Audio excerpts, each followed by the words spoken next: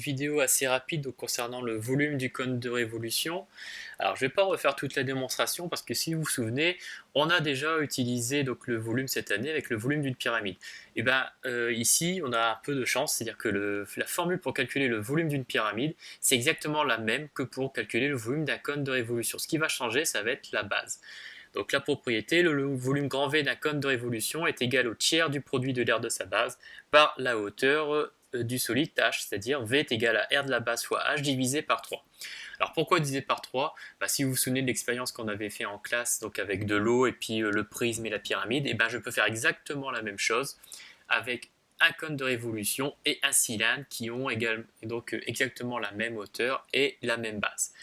Alors, sachant que le cône de révolution, sa base, on sait que ce sera forcément un disque, on peut aussi également rajouter cette formule, c'est-à-dire qui va permettre de calculer tout en une seule fois. Donc, grand V est égal donc, à pi fois r au carré.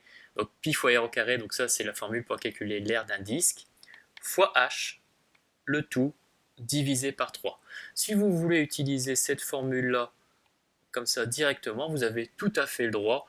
Je n'ai pas de préférence moi à ce niveau-ci. Vous pouvez calculer soit l'aire de la base séparément, soit directement. Vous faites vraiment comme vous voulez, j'ai pas de préférence. Donc vraiment ici parce que on est dans le cas d'une base qui sera toujours un disque, ça ne va jamais changer. Par contre, pour les pyramides, je vous rappelle qu'il faut mieux donc ici détailler, calculer d'abord l'aire de la base, puis ensuite son volume. Alors, donc un exemple, calculer le volume d'un cône de révolution de hauteur 6 cm et de rayon de base 3 cm, arrondir au millimètre cube près. Alors, on va partir avec donc ici ma formule. Donc grand V est égal, donc je vais utiliser la formule qui permet de tout calculer directement. Donc pi fois r au carré fois h, le tout divisé par 3. Ce qui va me donner V qui est égal à pi fois le rayon qui fait 3 cm, donc 3 au carré fois h.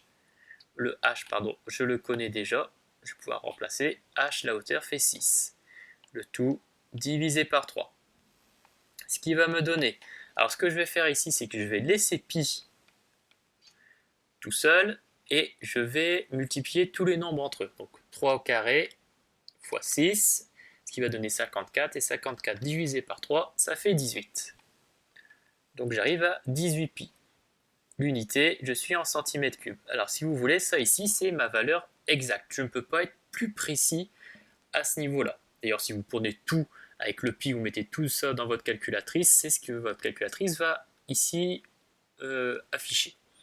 Maintenant, je dois faire mon arrondi. Mon arrondi est demandé donc ici au millimètre cube. C'est-à-dire que ça dépend des unités, donc ça veut dire que ça va dépendre de notre tableau de conversion.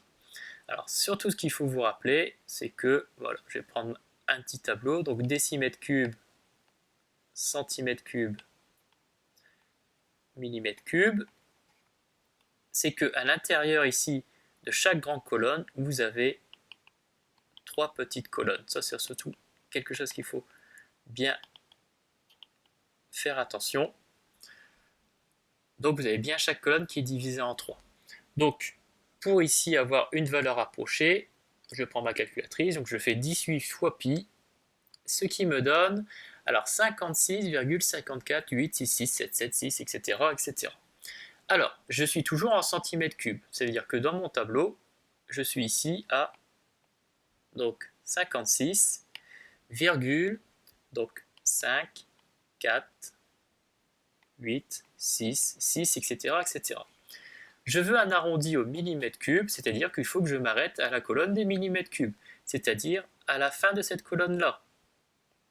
Donc j'ai besoin ici de 3 chiffres derrière ma virgule. Alors maintenant, est-ce que je dois prendre un arrondi par excès ou un arrondi par défaut ? Si je regarde derrière le 8, j'ai un 6. 6, c'est notre méthode, c'est la main haute.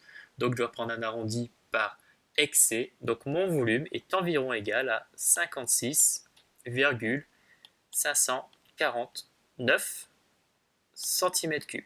Alors faites bien attention, quand c'est noté, voilà, arrondir au millimètre cube près, il ne faut pas répondre en millimètres cubes. Vous avez à chaque fois que des centimètres.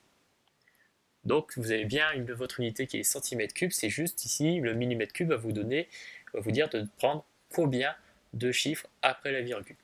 Donc voilà comment faire pour calculer donc, le volume d'un cône de révolution.